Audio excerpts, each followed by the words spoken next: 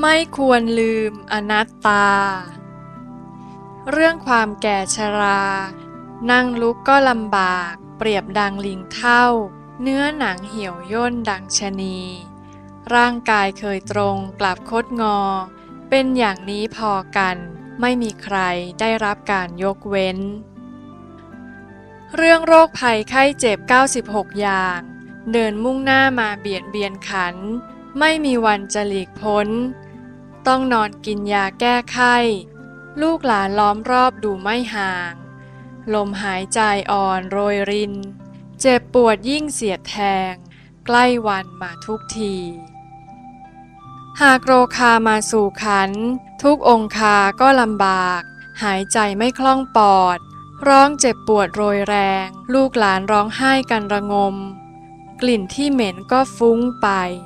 หมดแล้วลมหายใจในชาติหนึ่งมวลหมู่ญาติมิตรมาประชุมประกอบบุญตะวันคล้อยจึงกลบด้วยแผ่นดินเมื่อกลบสิ้นแล้วต่างคนก็กลัวผีมาหลอกหลอน